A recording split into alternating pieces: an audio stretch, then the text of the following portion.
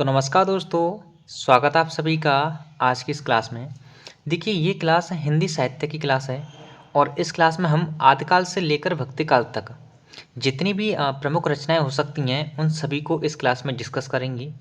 अगर आप UP police constable री एग्जाम की तैयारी कर रहे हैं या फिर आपका टारगेट है यूपीएसआई, तो जितनी भी आज ये प्रमुख रचनाएं मैं आपको कराऊंगा इन सभी को नोट डाउन कर लेना और बार बार रिवीजन करना। मैं इतना दावा करता हूं कि जितनी भी मैं आपको प्रमुख रचनाएं कराऊंगा ना उनसे बाहर आपका एक भी प्रश्न नहीं जाएगा। ठीक है, तो आइए शुरू करते हैं। देखिए इधर हमने कवियों के बारे में लिखा है और इधर हम इनकी रचनाओं के बारे में जानेंगे जो कि मोस्ट इम्पोर्टेंट रचना है आज की इस क्लास की हिंदी साहित्य की। ठीक है, तो पहले कवि हैं जगनिक। कवि का नाम क्या है? जगनिक। और इनकी रचना का नाम है परमल रासो। इसी परमल रासो में आला खंड के बारे में बताया गया है, आला खंड। ठीक है, दूसरे कवि हैं केदार भट्ट। केदार भट्ट की रचना का नाम है जयचंद प्रकाश, जयचंद प्रकाश। ठीक है, उसके बाद है देवसेन। देवसेन नामक एक कवि हुए थे जिन्होंने एक रचना लिखी थी श्रावकाचार। श्रावकाचार नाम से एक रचना लिखी थी इन्होंने। ठीक है, उसके बाद है शालिभद्र सूरी। ये एक कवि हैं और इनकी दो प्रमुख रचनाएं देखने को मिलती हैं हिंदी साहित्य में। पहली है भरतेश्वर बाहुबली रास, दूसरी है पंच पांडव। भरतेश्वर बाहुबली रास और पंच पांडव ये इनकी दो प्रमुख रचनाएं हैं। ओके, नेक्स्ट कवि हैं जिनदत्त सूरी। जिनदत्त सूरी की एक प्रमुख रचनाएं हैं जो कि आपके एग्जाम पॉइंट ऑफ व्यू से बहुत महत्वपूर्ण रहेगी। रचना का नाम है उपदेश रसायन। क्या? उपदेश रसायन। ठीक है, देखिए अगर आप हिंदी की कंप्लीट तैयारी करना चाहते हैं ना तो मैंने हिंदी का सिलेबस ऑलमोस्ट कंप्लीट करा रखा है हिंदी साहित्य का। ठीक है, उसकी मैंने एक सेपरेट प्लेलिस्ट बना रखी है, आप उस प्लेलिस्ट से जाकर हिंदी का कोर्स कंप्लीट कर सकते हैं जो कि आपको किसी भी बुक में नहीं मिलेगा, मैंने उतना कराया है। अब बाकी संज्ञा सर्वनाम क्रिया विशेषण ये तो आप बुक से भी कर सकते हो। ठीक है, जो चीज़ आपको बुक में नहीं मिलेगी वो उन प्लेलिस्ट को देख लेना, उस प्लेलिस्ट को देख लेना, आपको बहुत अच्छा आपके नोट्स बन जाएंगे, आपको दोबारा पढ़ने की ज़रूरत नहीं पड़ेगी। ठीक है, नेक्स्ट कवि हुए विद्यापति जी। विद्यापति जी की दो प्रमुख रचनाएं आज मैं लेके आया हूँ। पहली है पदावली, दूसरी है लिखनावली।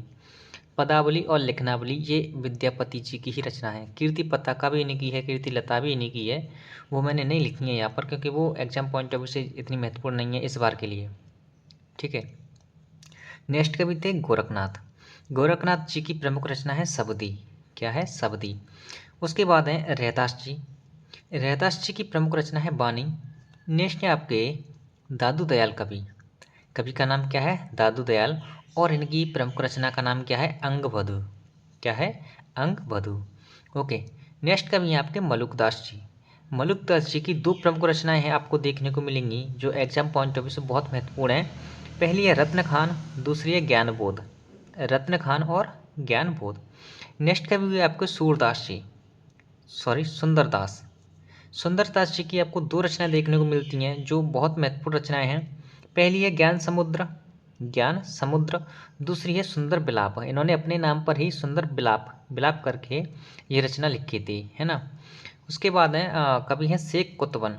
शेख कुतवन जी की रचना का नाम है मृगावती। नेक्स्ट है आपके उस्मान। इनकी प्रमुख रचना आपको देखने को मिलती है चित्रावली। क्या है? चित्रावली। ओके, नेक्स्ट है आपके मुल्ला दाऊद जी। मुल्ला दाऊद जी की प्रमुख रचना का नाम है चंदायन। क्या है? चंदायन। उसके बाद है शेख नबी और असायत। ये दो प्रमुख कवि हुए हैं, शेख नबी और असायत। शेख नबी की रचना का नाम है ज्ञानद्वीप। क्या है? ज्ञानद्वीप। और असायत जी की रचना का नाम है हंसावली। क्या है? हंसावली। देखिए अगर आप मॉक टेस्ट लगा रहे होंगे या आपने प्रीवियस ईयर देखे होंगे तो ये जितनी भी मैं रचना करा रहा हूँ ना इनसे बाहर आपका एक भी प्रश्न नहीं जाएगा। आप एक बिलीव के साथ मेरे साथ जुड़ जाइए। ठीक है, उसके बाद है मैं आपको एक सीक्वेंस वे में आज हम आदिकाल से लेकर भक्तिकाल तक जितनी भी प्रमुख रचनाएं ना उन्हें कर रहे हैं। नेक्स्ट क्लास में हम भक्तिकाल से लेकर आगे की जो प्रमुख रचनाएं हैं उन्हें भी कंप्लीट करेंगे। तो हम एक सीक्वेंस वे में जितनी भी महत्वपूर्ण रचनाएं, उपन्यास, ठीक है, और जो नाटक हैं उन सभी को कंप्लीट कर लेंगे, है ना। उसके बाद है अगले कवि हैं मंजन। मंजन की प्रमुख रचना है आपकी मधुमालती। क्या है? मधुमालती। ओके, नेक्स्ट है आपके मलिक मोहम्मद जायसी। मलिक मोहम्मद जायसी की प्रमुख रचना आपको देखने को मिलती हैं, जैसे पद्मावत हुआ और आखिरी कलाम हुआ, है ना। ये दो इनकी प्रमुख रचनाएं हैं। नेक्स्ट है आपके तुलसीदास। तो तुलसीदास जी की 2 से 3 प्रमुख रचनाएं लेके आया हूँ मैं। जानकी मंगल, पार्वती मंगल और दोहावली, ये इनकी प्रमुख रचनाएं हैं। ठीक है। उसके बाद 2 प्रमुख कवि हैं, नाभादास और केशवदास। देखिए नाभादास जी की आपको 2 प्रमुख रचनाएं देखने को मिलेंगी। पहला भक्तमाल, दूसरा अष्टायाम। ठीक है। आपसे प्रश्न पूछा जाएगा कि निम्नलिखित कवियों में से भक्तमाल किस कवि की रचना है, तो आपका आंसर होगा नाभादास जी की। ठीक है। उसके बाद है केशवदास जी। केशवदास जी एग्जाम पॉइंट ऑफ व्यू से बहुत महत्वपूर्ण हो जाते हैं, क्योंकि इनकी रचनाएं 100% देखने को मिल जाती हैं किसी भी शिफ्ट में। केशवदास जी की 3 प्रमुख रचनाएं देखने को मिलेंगी इस क्लास में आपको। कविप्रिया, विज्ञान गीता और नखशिख। कविप्रिया, विज्ञान गीता और नखशिख, है ना। उसके बाद नेक्स्ट प्रमुख कवि हैं सेनापति जी। सेनापति जी की 2 प्रमुख रचनाएं हैं जो एग्जाम पॉइंट ऑफ व्यू से बहुत महत्वपूर्ण है। पहली कवित्त रत्नाकर, दूसरी आपकी काव्य कल्पद्रुम। काव्य कल्पद्रुम। ओके। उसके बाद नेक्स्ट कवि हैं रामानंद। रामानंद जी ने राम आरती की रचना करी थी। किसकी? राम आरती की। ओके। उसके बाद है आपके लालदास और अग्रदास। लालदास जी की प्रमुख रचना देखने को मिलेगी आपको अवध विलास। लालदास जी की प्रमुख रचना कौन सी है, तो आपका आंसर होगा अवध विलास। अग्रदास जी की प्रमुख रचना कौन सी है, तो आपका आंसर होगा ध्यान मंजरी। इनकी और भी प्रमुख रचनाएं हैं, लेकिन ये मुझे एग्जाम पॉइंट ऑफ व्यू से बहुत महत्वपूर्ण लग रही है, और मैंने जितने भी मॉक लगाए हैं तो किसी न किसी मॉक में यहाँ से ये रचना देखने को मिलती है ना। आइए अन्य प्रमुख कवियों के बारे में और उनकी रचनाओं के बारे में जानते हैं। जैसे नेक्स्ट कवि होते हैं आपके नंददास। ठीक है, जो कि भक्तिकाल जो है ना, उसके ये कवि हैं। तो नंददास जी की कुछ प्रमुख रचनाएं लेके आया हूँ, और ये प्रमुख रचनाएं एग्जाम पॉइंट ऑफ व्यू से बहुत महत्वपूर्ण है। देखिए इन्हीं की रचना है रसमंजरी, ब्रह्मंजरी, भंवर गीत और रुक्मिणी मंगल। देखिए भंवर गीत तो इनकी है, लेकिन भ्रमर गीत, अगर आपसे भ्रमर गीत पूछा जाए तो वो है आपके सूरदास जी की। रसमंजरी, ब्रह्मंजरी, भंवर गीत और रुक्मिणी मंगल, ये नंददास जी की प्रमुख रचनाएं हैं। ठीक है। अब हम बात करते हैं मीराबाई जी की। मीराबाई जी, देखिए ऐसी कोई एक ही शिफ्ट होगी जिसमें यहाँ से प्रश्न न पूछा जाए, लेकिन यहाँ से प्रत्येक शिफ्ट में 100% पॉसिबिलिटी रहती है एक प्रश्न पूछे जाने की। किसी भी पेपर को आप उठा कर देख लेना, प्रीवियस ईयर पेपर जो कि जिसमें हिंदी पूछी जाती है। तो मीराबाई जी की प्रमुख रचनाएं देखने को मिलेंगी आपको राग गोविंद, गीत गोविंद की टीका। ये 2 प्रमुख रचनाएं हैं। ठीक है, किसकी हैं? मीराबाई जी की। और भी हैं इनकी रचनाएं, उन्हें हम आगे की क्लासेस में डिस्कस कर लेंगे।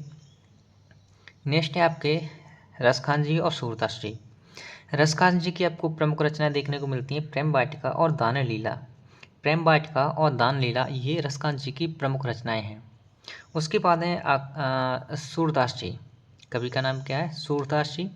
सूरदास जी की प्रमुख रचना है जैसे सूरसागर, सूर सारावली, साहित्य लहरी और भ्रमर गीत, ये इनकी प्रमुख रचनाएं हैं। ठीक है। तो आज की इस क्लास में हमने आदिकाल से लेकर भक्तिकाल तक जितनी भी प्रमुख रचनाएं हो सकती थीं एग्जाम पॉइंट ऑफ व्यू से, वो मैंने सभी यहाँ पर कंप्लीट करा दी हैं आपको। ठीक है। नेक्स्ट क्लास में हम भक्तिकाल से लेकर आगे की जो प्रमुख रचनाएं होंगी उन्हें भी कंप्लीट करेंगे। इस तरह हम छोटी छोटी क्लासेस के माध्यम से हिंदी साहित्य को बहुत ही कम समय में कंप्लीट कर लेंगे। मेरा इतना दावा है आपसे कि जितनी भी रचनाएं मैं आपको कराऊं आप उन्हीं को कर लेना, इनसे बाहर आपका एक भी प्रश्न नहीं जाएगा।